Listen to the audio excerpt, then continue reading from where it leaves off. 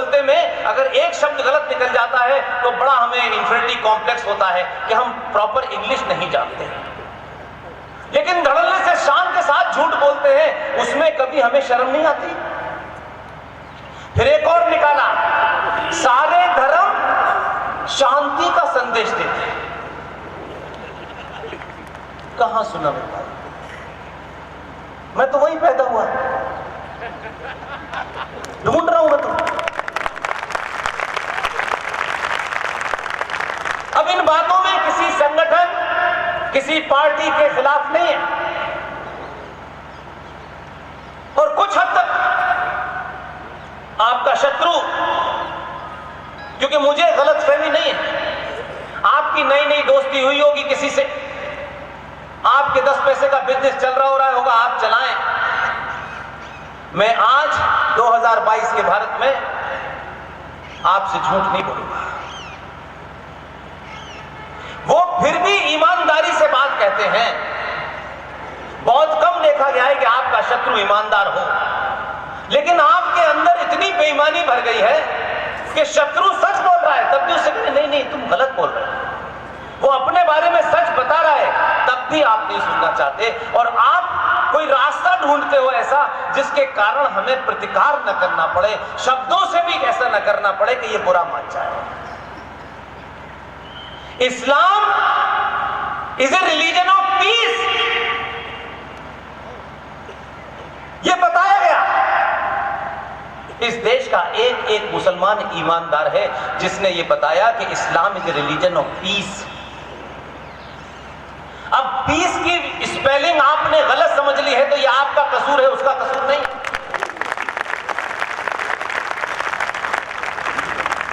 उनका इतिहास पढ़िए। इतिहास पढ़ने में तो कोई हिंदू मुसलमान नहीं होता ना भाई। अगर आप फ्रेंच रेवोल्यूशन पढ़ते हैं, रशियन क्रांति के बारे में पढ़ते हैं, तो जरा जंगे बदर भी पढ़िए भाई। पता करिए कि Islam is religion of piece कहने वाले लोग आज हमसे सवाल पूछ रहे हैं। हमारे जितने भी आदर्श रहे उसमें से किसी ने भी आज तक किसी की जान नहीं ली, लेकिन इस्लाम के बारे में न जानने वाले लोग आजकल तो मैंने सुना है धड़ल्ले से नए नए विचार आ रहे हैं। अब मैं मंचों से बोल देता हूं तो लोग नाराज हो जाते हैं, आयोजकों से शिकायत करते हैं कि आप ऐसे लोगों को बुलाते हैं जो सच बोलते हैं, तो कब तक झूठ सुनना है बता दें। अगर ये समाज इस बात के लिए तैयार है और आप नहीं सुनेंगे तो हमारी कोई मजबूरी नहीं है कि हमको बोलने के पैसे मिलते हैं इसलिए हमको आना है। नहीं आएंगे भाई, हम आ ही इसीलिए रहे हैं कि कोटा हो, कलबुर्गी हो, बीदर हो, और हिंदुस्तान का कोई शहर ऐसा नहीं है कि जितने लोग हॉल में होते हैं उससे दुगने हॉल के बाहर होते हैं। इससे हमको इस बात की खुशी नहीं होती कि बहुत लोग हमको सुने, हमको इस बात की खुशी होती है कि एक ऐसे सब्जेक्ट पे जिससे कुछ नहीं मिलना, ना आपकी तनख्वाह बढ़नी है, ना टिकट मिलनी है, उसके बावजूद भी आप आ रहे हैं, तब लगता है कि झूठ को आप दफना के ही जाएंगे।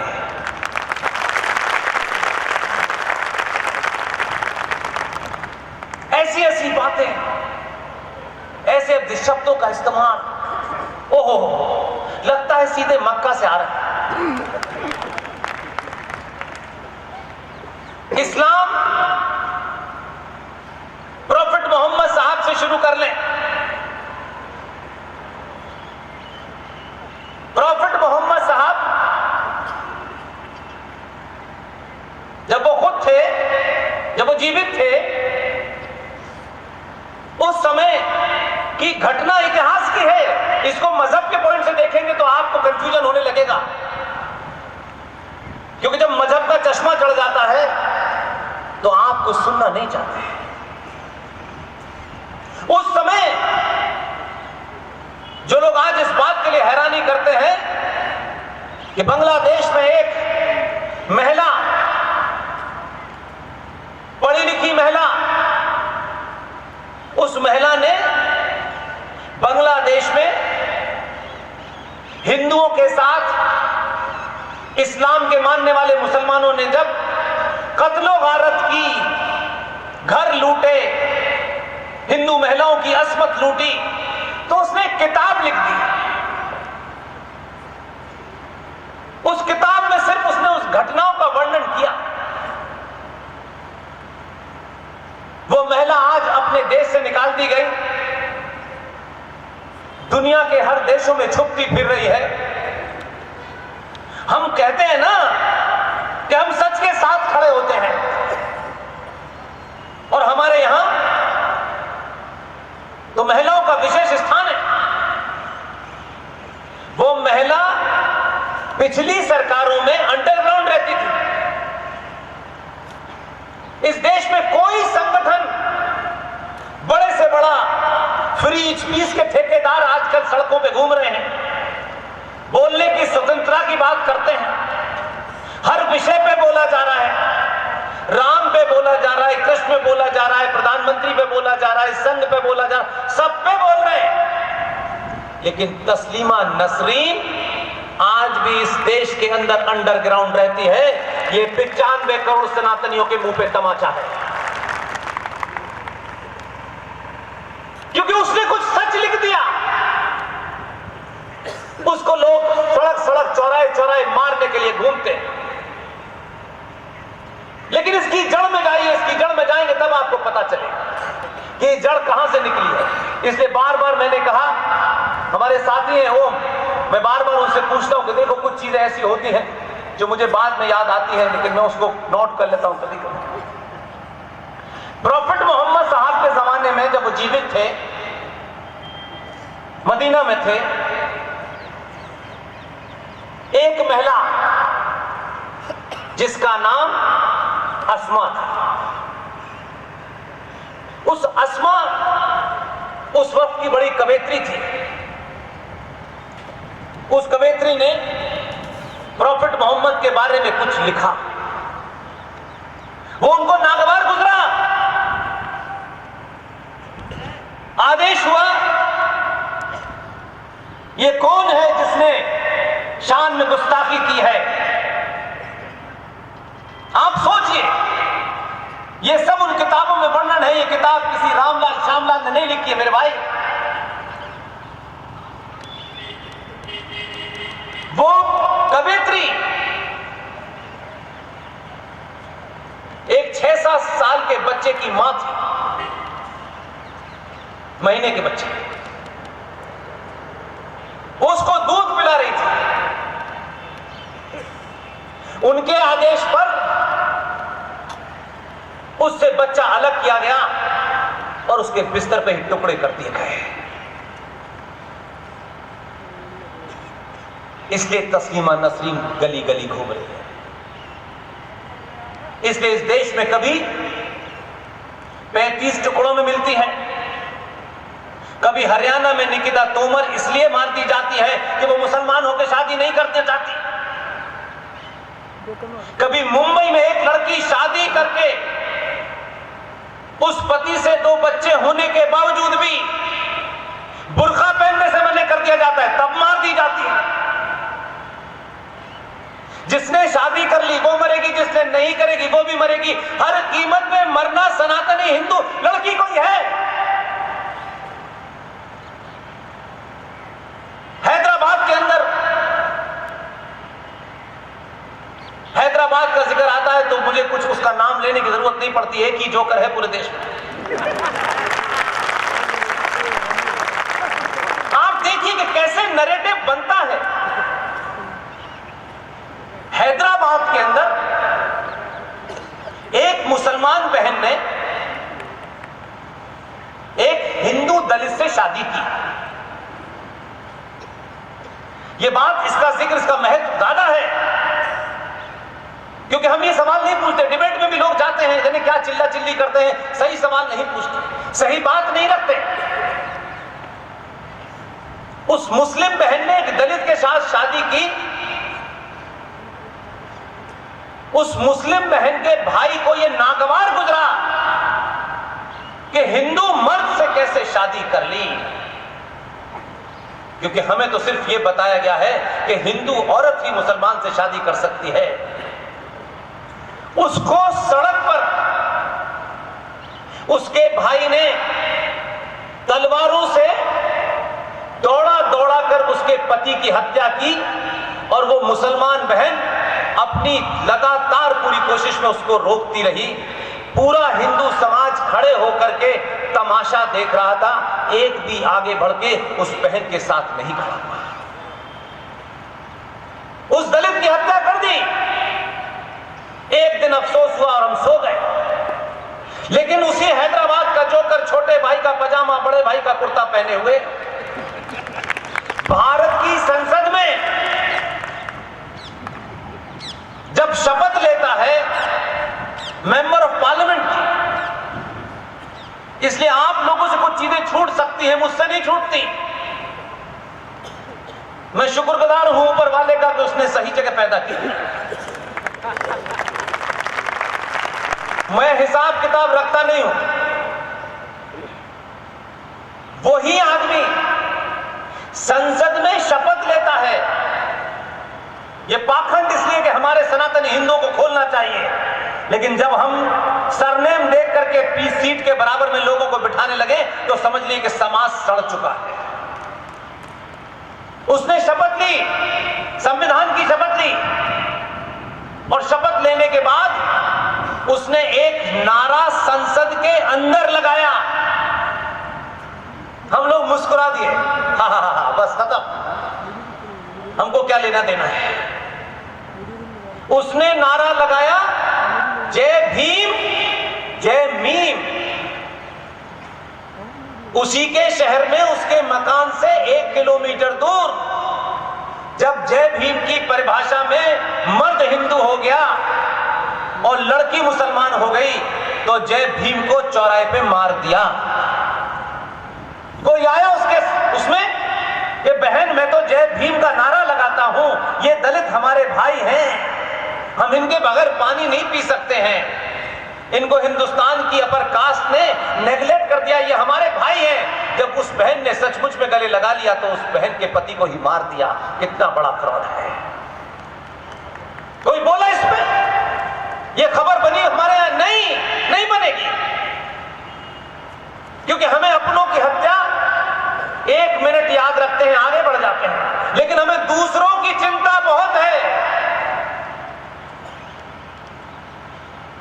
चिंता का आलम यह है कि आज भी वो पीढ़ी है, और मैं कल परसों बल्कि मेजर जनरल जीडी बख्शी साहब की किताब में लॉन्च होनी थी, उसमें मुझे जाना था।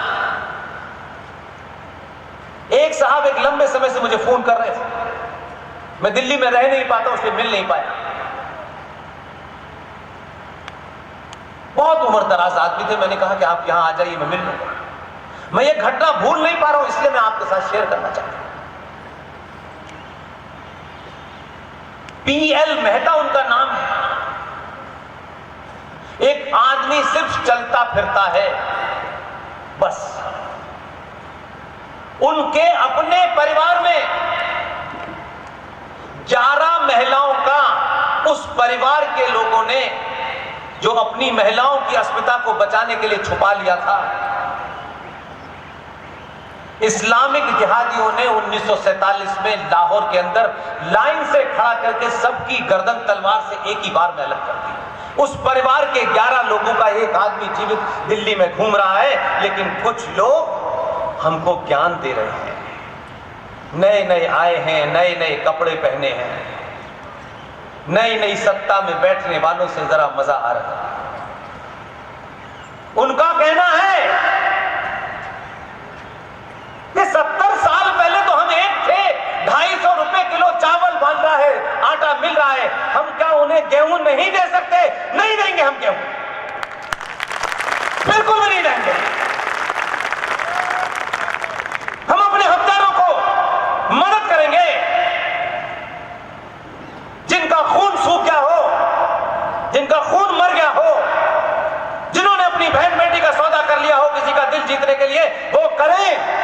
आदमी हिंदू नहीं करेगा, नहीं कर सकता।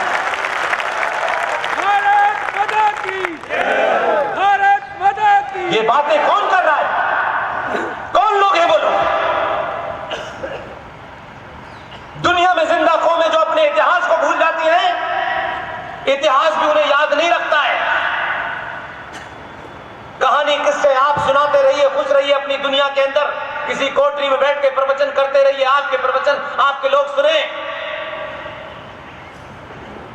ये 2022 के भारत में संचार क्रांति के दौर में कोई आपको माफ नहीं करेगा। कोई कितना भी बड़ा हो, राज से बड़ा कोई नहीं हो सकता, कोई नहीं हो सकता। और अगर हम आज भी ये कर रहे हैं तो मान लीजिए कि हम वही गलती कर रहे हैं। ऐसे ही लोग रहे होंगे, ऐसे ही चापलूस और दलाल रहे होंगे उस दौर में भी,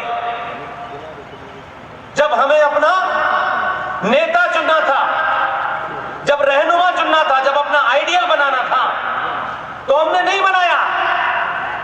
इसलिए मैंने अपने कुछ भाषण के शुरू में ही कहा, 15 अगस्त 1947 को देश आजाद नहीं हुआ है।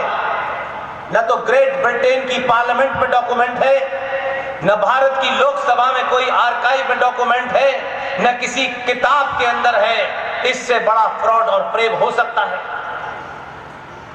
लेकिन यह पढ़ाया जा रहा है। और 2-3 तथ्य रखूंगा तो आपको समझ आ जाएगा कि कैसे कैसे आप ही के लोगों ने आपको गहरी नींद में सुलाया है और आप उससे आगे सुनना चाहते हैं, इसलिए परेशान हैं। कहा जाता है कि भारत के पहले प्रधानमंत्री कबूतर उड़ाने वाले फूल वाले चचा थे। चचा जान थे, ठीक है। अब यह कहा गया कि साहब वो पहले प्रधानमंत्री हैं। अब जब हम डेट पूछते हैं तो डेट नहीं बताते हैं, तो हमें पता तो चले कि पहले प्रधानमंत्री वो कब बने और कहां लोकप्रिय प्रधानमंत्री हैं। किसी लोग ने चुना उनको। पहले प्रधानमंत्री ने शपथ कब ली, किसने दिलाई, किसी को पता है? इसलिए मैंने शुरू में कहा कि आपके देश की नींव इसलिए हिल रही है कि इसकी जड़ में बहुत लोगों ने मट्ठा डाल दिया है और लोग नहीं चाहते कि सच सच। एक बार ये बिल्डिंग गिर भी जाए तो कोई दुख नहीं है, क्योंकि जब ये बिल्डिंग बनेगी अगली बार तो हजारों साल तक खड़ी रहेगी।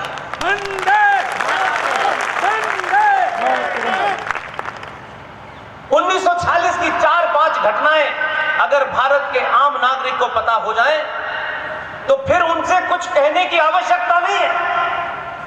मंच कोई सा भी हो, जिस दिन भी आप यहां से कही गई कोई बात बड़े से बड़ा नेता कहे, साधारण से साधारण व्यक्ति मेरा जैसा भी कहे, अपने घर जाइए, उन बातों को क्रॉस चेक करिए और जब ये मुतमईन हो जाए, संतुष्ट हो जाए कि ये सच है, तो सिर्फ आपसे मेरी विनती है कि उस दिन के बाद से सच कहना शुरू कर दीजिए।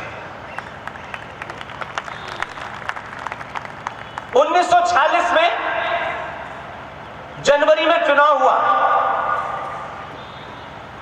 भारत की प्रोविंशियल असेंबलीज के में चुनाव हुआ। यह किसी हिस्ट्री की किताब में नहीं पढ़ाया जाता। और उस समय भारत में जो प्रोविंशियल प्रांतीय असेंबलीज थी, उसके सारे सीटों की कुल गिनती 1585 थी। 1585। और उन 1585 सीटों में से 492 सीटें मुस्लिम लीग मुसलमानों के लिए रिजर्व थी। चुनाव हुआ, देश के 89% मुसलमानों ने अपने मताधिकार का प्रयोग किया। कांग्रेस पार्टी की तरफ से भी मुसलमान खड़े हुए और मुस्लिम लीग ने उस वक्त 425 सीटें जीती। कांग्रेस पार्टी ओवरऑल इलेक्शन जीत गई। इसका रिजल्ट आया रिजल्ट आने के बाद जो बड़े भाईजान बैठे थे इंग्लैंड में, उनके यहां से फौरन बयान आया मार्च 1946 में, और बयान आया कि हम जल्दी ही सत्ता का हस्तांतरण कर देंगे। जैसे ही यह बयान आया, आप इन घटनाओं को नोट कर सकते हैं, वेरीफाई कर सकते हैं। तब मैं जिस निष्कर्ष पे पहुंचना चाहता हूं, तब उस पे पहुंचे ना पहुंचे, ये आप पे छोड़ा मैंने।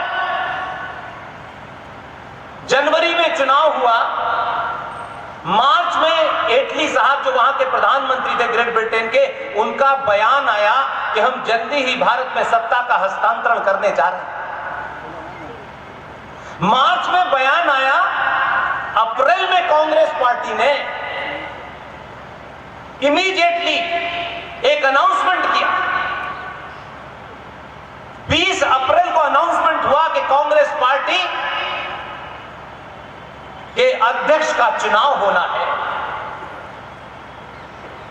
वैसे कांग्रेस पार्टी में अध्यक्ष 2 साल रहने की परंपरा थी, लेकिन 23 मार्च 1940 को एक घटना घटी जिसके कारण कांग्रेस के तमाम हिंदू नेता कुंठा में चले गए, कॉम्प्लेक्स में आ गए, बैकफुट पे आ गए। और 23 मार्च 1940 को, उस वक्त भारत का भाग था, अब वो पाकिस्तान का भाग है, उस पाकिस्तान के लाहौर शहर में मुस्लिम लीग का एक अधिवेशन हुआ, और उस अधिवेशन के अंदर करारदाते पाकिस्तान, डिक्लेरेशन ऑफ पाकिस्तान की मांग हुई, और वो रेजोल्यूशन पास हुआ 23 मार्च 1940 को। और उस रेजोल्यूशन के समय जैसे ही जिन्ना ने ये खड़े होकर कहा कि असली मुसलमान हमारे साथ हैं, नकली मुसलमान कांग्रेस के साथ हैं, तो हम तो आज भी इसी कुंठा से ग्रस्त हैं कि कोई हमारे बारे में कुछ कह दे, हम फौरन अपनी शर्ट पर ठीक करने लगते हैं। जैसे ही ये किया, कांग्रेस पार्टी ने मौलाना अबुल कलाम आजाद को झारखंड के शहर पास, जो वहां की राजधानी है रांची, रांची से कुछ दूर एक जगह है जिसका नाम है रामगढ़, उस रामगढ़ के अधिवेशन में कांग्रेस पार्टी ने मौलाना अबुल कलाम आजाद को अपना अध्यक्ष चुना। वही मौलाना अबुल कलाम आजाद 1946 तक कांग्रेस पार्टी का अध्यक्ष रहा। लेकिन इंग्लैंड में बैठे हुए लोगों ने कह दिया कि हम सत्ता का हस्तांतरण जल्दी करने वाले हैं, इसलिए लगा कांग्रेस को कि जल्दी से चुनाव कराओ। 20 अप्रैल को घोषणा हुई कि कांग्रेस के अध्यक्ष पद का चुनाव होगा। जैसे ही ये घोषणा हुई, तत्काल जो बाद में हमारे पिता बने, उनका बयान आया कि मेरी पहली पसंद नेहरू है। चलो अच्छा है, उजागर कर दिया कौन सी पसंद है आप। लेकिन सवाल ये नहीं है, सवाल ये है कि आज के दौर में कोई बात हो और जो आदमी ऐसे पद पे बैठा हो जिसको सर्वमान्य माना जाता हो, अगर उसने अपनी पसंद बता करके सार्वजनिक करके ये कहा, तो इसका मतलब था कि आपने चुनाव की पूरी प्रक्रिया को दूसरा रंग देने की कोशिश की। आपने कांग्रेस पार्टी के तमाम उन लोगों को जो वोट देते, उनको एक तरीके से इन्फ्लुएंस किया।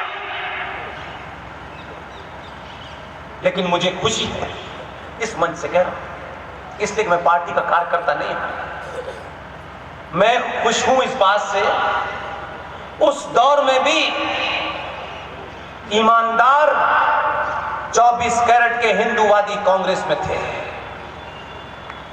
बिल्कुल भी ऐसा नहीं है कि आप इसको गलत ये समझें कि राष्ट्रवाद की और राष्ट्रवादियों की पैदाइश कोई आज ही हुई है।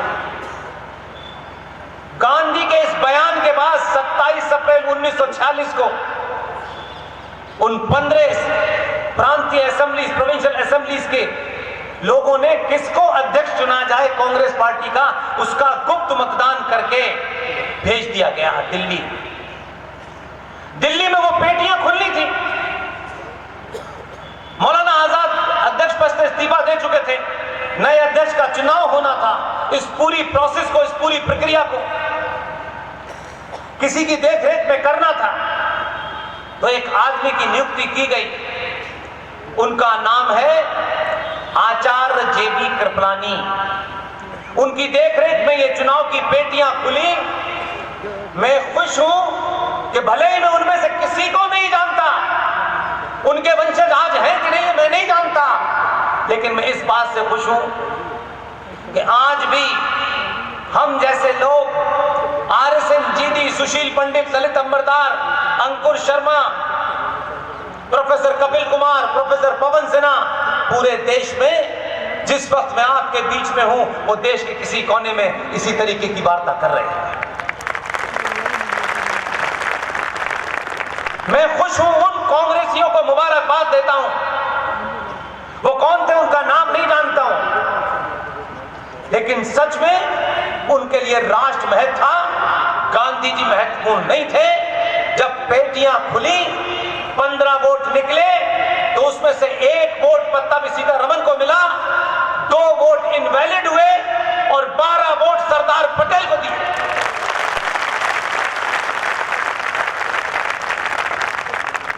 धन्य है वो कांग्रेसी जिन्होंने प्रोविंशियल असेंबली से ये अपना वोट भेजा था।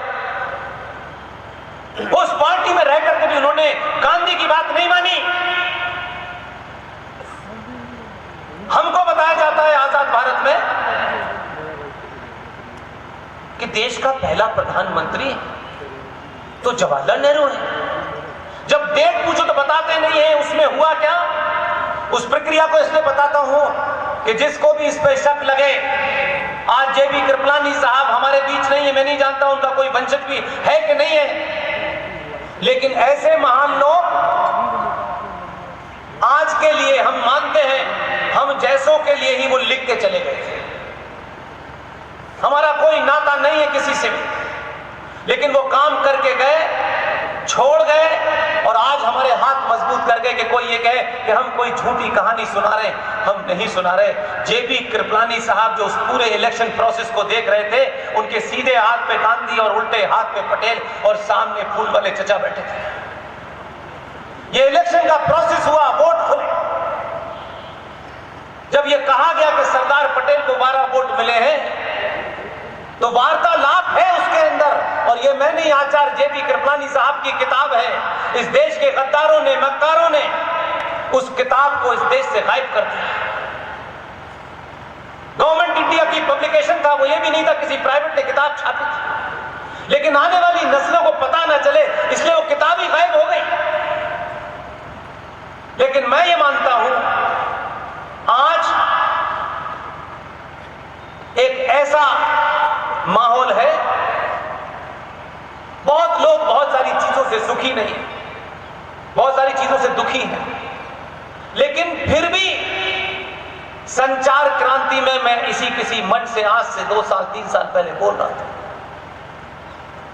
असर देखिए कि किसी ने मेरी उस लेक्चर को कब सुना, कहां सुना, मैं नहीं जानता।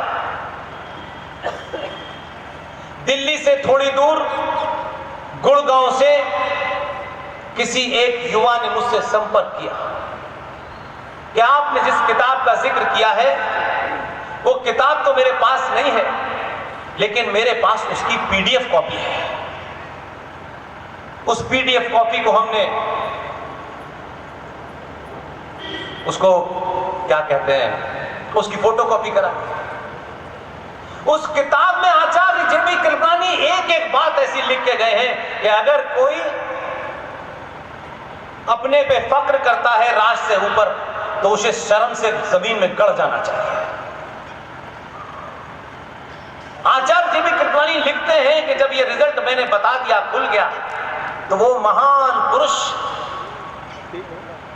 आदि पुरुष, ऐसे पुरुष भगवान करे दोबारा हमारी धरती पे जन्म न लें। वो इतने अच्छे हैं कि उनकी अच्छाइयों के बोझ तले आज हम अपने होने पे शर्माने लगे हैं। इसलिए हमको उनसे कुछ नहीं लेना। वो बड़े थे, मैंने फिर कहा कि सनातनियों में, हमारे साहित्य में बड़े का सम्मान होना चाहिए, इसलिए उनके नाम के आगे एक बार नहीं 4-4 बार जी लगाता हूं।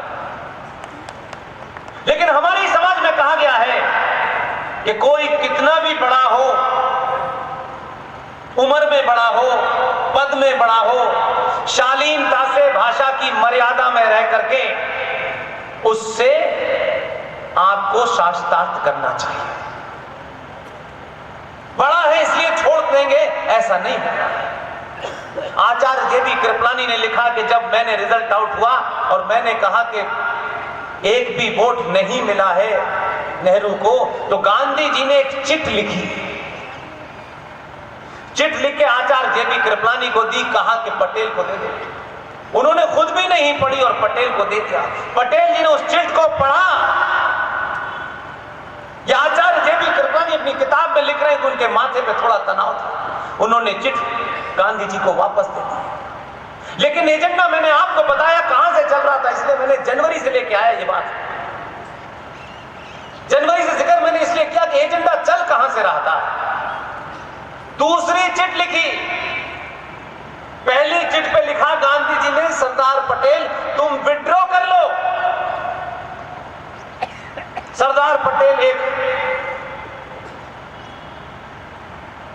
एक ऐसे व्यक्ति थे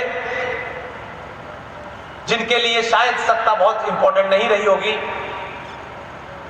स्वाभिमानी व्यक्ति थे। उन्होंने चिट वापस कर दी।